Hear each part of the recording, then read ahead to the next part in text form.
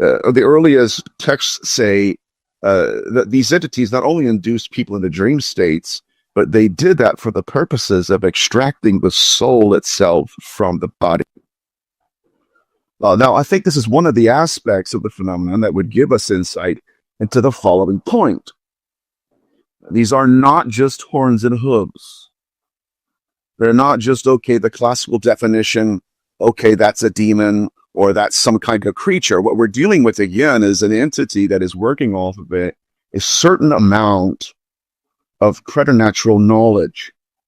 Not just that, but by virtue of incantation or technology, these beings have the evidenced interest in pulling the consciousness out of the body, in manipulating the consciousness or the soul itself. Now, Dr. Carla Turner was one of the, obviously I always talk about her, but she was one of the great proponents of this theory. In her research, she encountered many experiencers who, prior to the actual abduction occurring, something triggered bilocation in them, to the point that literally their body is here, but their consciousness is somewhere out there in the ether. And the actual abduction was not occurring to the body itself, but it was actually occurring to the soul they extracted. All right. Sorry, I had a phone call. Oh, you good.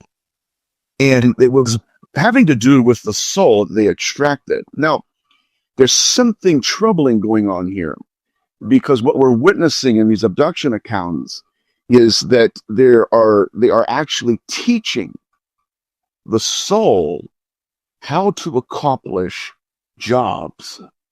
Now, the weirdest thing ever, we're looking at different case studies like Betty and Bob Luca, where literally experience is crazy. But Betty Luca was peeled out of her body in the middle of the night. Bob Luca heard a noise in the room. He's thinking, okay, Betty is having a nightmare or something. And he looks over, and to his astonishment, something lifts out of Betty's body and flies out through the window with these beings. Now, Betty Luca was seen in two places at once. Now, even more than Betty Luca, Bob Luca, according to Betty, was on his bed at nighttime, and he was putting his socks on, getting ready for bed. And all of a sudden, this energy filled the room. She blinked, and as soon as she blinked, she sees Bob in two places at once. Now, Betty and Bob Luca's particular case study, it's intriguing to me, and I think it's relevant and germane to our conversation, because they were taking Betty Luca's soul and placing it into a chair, in which this chair itself was tailored to the contour of her consciousness. The consciousness itself was being taught how to fly the craft. Now, the problem is that Betty Luca never flew a craft in body. So they were not training Betty Luca for muscle memory. Neither are they training a lot of these other experiencers for muscle memory. Why? Because I believe, and other of my colleagues believe this too, that in many cases, the abduction is actually preparation for the afterlife. Now, this entire hypothesis is not something new. Again, that this phenomenon has been occurring for millennia, but we first interpret it as demonic.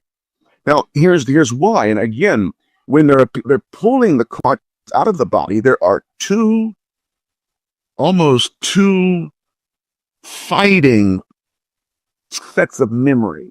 Now, in other words, what they're doing is they're looking at these experiencers and they're saying, okay, we're training the soul on symbols, languages, problems. How are you going to solve this when you get to this point?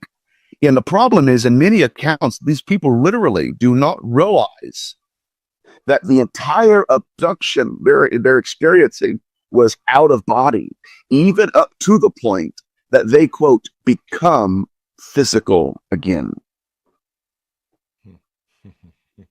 Two dueling natures, even the soul itself being designed by something and someone and then the body it's inhabiting being designed by something or someone. Now, this is very interesting too, because Dr. Carla Turner, she was working with an experiencer, and this entity told her something that I've been bouncing around for a while. I've even asked some of my mentors about it, but it makes perfect sense if you think of it. They told her that the soul is a different species than the body it inhabits. So what we're dealing with, again, is a species within a species, which I believe would make perfect sense as to why they have so much knowledge about that unexplored potentiality within all of us. Not just the knowledge, but the ability to, at any time, press pause on your entire body and pull you out of it, and then do things to your soul or your consciousness. Now, I first heard this mentioned in the book of Ezekiel, chapter 13. Now, there's probably going to get a lot of people, oh my God, he's teaching something Christian. I'm not really teaching anything Christian. As a matter of fact, you see a lot of Christian researchers, they won't even touch this because it's so outside of the peripheral. But the prophet Ezekiel, in one passage, he mentions these beings. They had two different characteristics. Number one, they were called piss prophets. A piss prophet in antiquity was a way to monitor the fertility of women. And more than that, in the book of Ezekiel chapter 13, Yahweh Elohim says, I have aught against you, those who hunt the souls of men to make them fly. Now, some researchers would consider this to be the UFO abduction phenomenon. That just right there nestled in the fertile soil of Ezekiel chapter 13. Ezekiel chapter 13 is referring to, it's so fascinating, it's referring to a replication process, a self-replication process. And the way the author structures it is that those who should live are dying in order to facilitate those who should die. The way he phrases it is this: those who should die are living, and those who should live are dying. And the purpose of this, and it's incredible, his concept was that there is a currency to consciousness, in that some of these beings in and of themselves were performing necromantic rites in order to preserve their own existences. Number one, the idea was not just that they took the soul out, but it was that they were feeding on our attributes, literally using the soul as a source of food. Now, in this passage, he goes from literally saying, okay, I have aught against you, those who hunt the souls of men to make them fly. He also goes again into the piss prophet concept, where not only were these beings abducting souls, but they were also monitoring the fertility within women, constantly probing and seeing if they were fertile. Now, both of these are behavioral patterns that when you combine them with each other, they're obviously what we've witnessed throughout history in the UFO abduction phenomenon. Now, again, this is interpretation of the Old Testament, but if we apply these behavioral patterns to modernity, you'll witness them throughout these case studies. I'm sorry, I'm not on my game today, dude. Oh, no, you're good. I'm working on it. You're good. Now, again, the knowledge of the soul should be disturbing, because in many cases, if you see them, or if you witness an aircraft or some kind of alien ship, we have case studies where they'd actually pulled the soul out of the body and held it with them as they're both looking down at the victim. This is Judy Doherty. She was an experiencer the Collins Elite was working with. And they were talking to her, and she said, she goes, I was just driving down the road one day. She said, I look up and there's this silver metallic object hovering over my car. She says, I look up at this disc. She said, get out. She goes, and it was at that point that I blacked out. And she says, now I'm not looking up at the UFO, the UAP. She said, now I'm inside of it, looking down at my own body. Now, I believe that it's not just the soul that they're after. I think that in order to get to the body, they have to pluck the soul. In other words, it's not just that I'm extracting you from you. I want you. I want to inhabit your body as my own. I was working with a researcher out of New England, and he did a lot of cleansings. He was talking to me about soul hunters and the molters.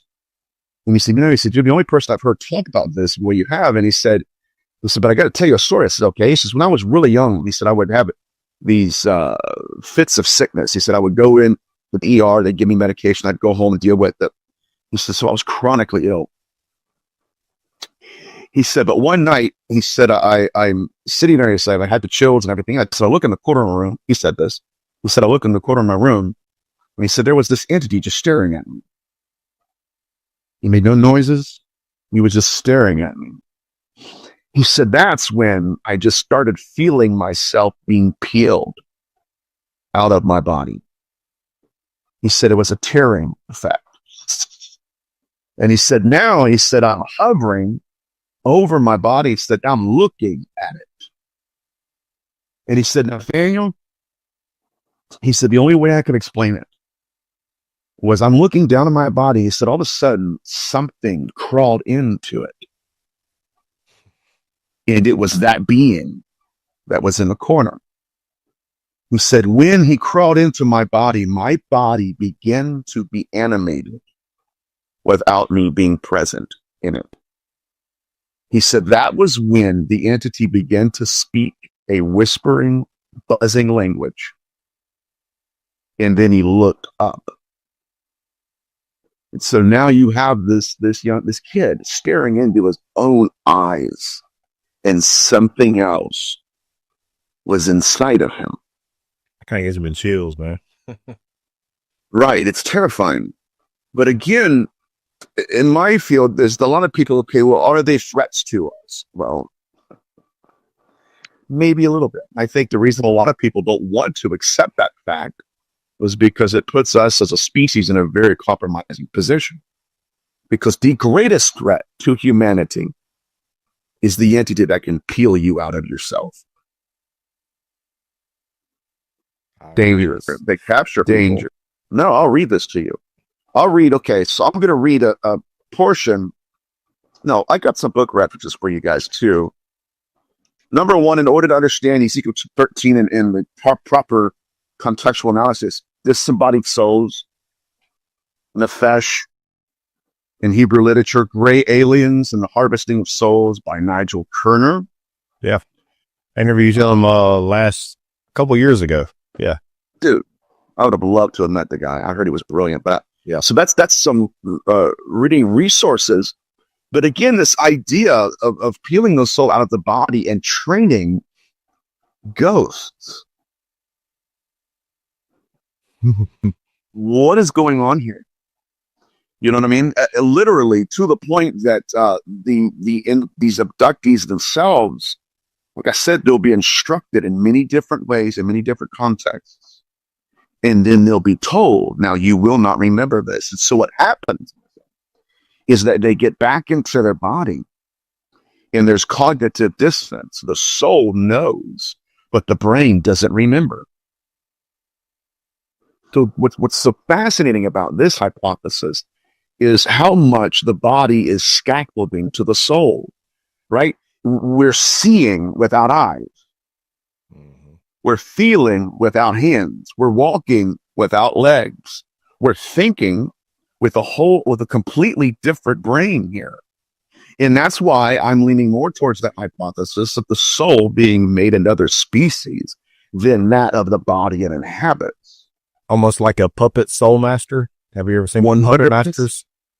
100%. That through which they would wear the human body as a biological avatar. Now, this would make sense When you look at Ray Fowler's research, and Ray Fowler worked with Betty Bob Luca, Ray Fowler said they are the butterfly form of us.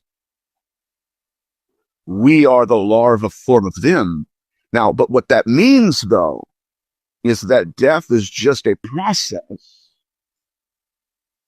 and that they, according to Ray Fowler, they are us. We are them. Now, I think this particular theory, it's structured in such a way that it is us from the future, in a way. Right? They are alien to us, because what's more alien to us than the afterlife? But the question you asked is a very important inquiry. What are they doing to the soul? I've had people reach out to me. One in particular told me that they threw her in a pool of corpses and told her to resurrect them. Again, necromancy. It's through and through in many of these cases. But anyways, yeah. So again, the idea of them plucking the soul out of the body, I think that they're studying the soul in and of itself. What are its capabilities? And again, I points me back to the idea that they either authored it, or they're trying to hack it, or it is a food source in a way. Now this gets back to, well, if there's such a threat to us, why wouldn't they kill us all? That's not a good argument. The proper argument would be, why are they leaving all of us alive? Right? It's like you go back into the hypothesis Dr. Kohler Turner had, or we are essentially cattle to them. And being cattle to them, they have to have us replicate in order to keep our species alive. But anyways, getting back to this idea of them plucking the soul from the body, it's not just what they're doing, it's what they're doing to the soul. Now we're getting into, again, Betty and Bob Luca's case study. Betty Luca, when she left her body, they did something to her consciousness to such a degree that when she re-inhabited her body began to manifest skin anomalies. Now, what's important to notice is that they did not take her body in this specific case study, in this specific abduction account. Other times they have, but in this particular case, they took her out of her body, and yet the scoop marks still appeared, which would suggest to us that a lot of these experiencers are having out-of-body abductions. And we're looking at them, collecting the physical data and saying, yeah, they must have scooped something out of your flesh. I would hypothesize to everybody that's going to be listening to this and watching this, that what happens to the soul happens to the skin. And that what we're witnessing are subdermal skin anomalies that are moving from underneath the skin to the surface, because what they're doing is manifesting to the soul and then through the skin. This is not unusual. Other researchers that I'm friends with have also encountered this particular phenomenon. Even in hauntology, a woman reached out to me and told me about how her and her daughter had moved into a malevolently haunted house, and that her daughter she encountered the entity that was in the house, and it began to cause a burning sensation on her arm. Now, here's what's fascinating. Subdermally, underneath the skin, you could see that. I have pictures of it. They sent me photos of it. 3 or 4 different scratches that they did not originate on the skin, through the skin, but they originated underneath the skin to the surface. Moving even further, this soul to skin relationship is also mentioned by Ian Stevenson when he deals with afterlife regression, memory regressions, whatever. Anyways, so what he was doing was he was reaching out to people who claim to have had past lives. And in this research, he's talking to one specific lady. The lady gives him her address, tells him how she died. And she looks at him and he says, okay, how did you die? She's like, well, I was stabbed in the neck. And he looks at her neck and there is a birthmark right where the mortal wound was in the other body. Now, this is so fascinating because, again, I think that what's happening in the soul is manifesting through the body as skin anomalies, which is also imperative to understand. Here's why. When I was working with that remote viewer, or at least his son told me, he said, my father was taken out of this body. And when they put him back in it, through the skin to the surface of his skin, they had carved religious amulets, not on him, but through him. And these religious amulets were interreligious and cross-cultural. One was a Jewish Star of David, one was the cross, and the other one was an Egyptian hieroglyphic. But it happened from the soul dimension first, and then it moved through the skin. Now, I'm closing with this. We have case study after case study after case study that tells us that not only are they affecting the soul to affect the body, but we have case studies where they've actually threatened people. To call it Turner, had an experiencer who, when she was no longer obeying their wishes, they told her in no uncertain terms, if you do not obey us, do you see that body over there?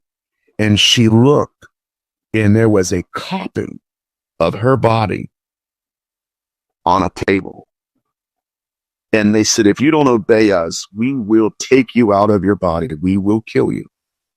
And we'll send that body back in your place. Which means, my dear friends, that the possibility has risen that not every abductee who was returned back made it.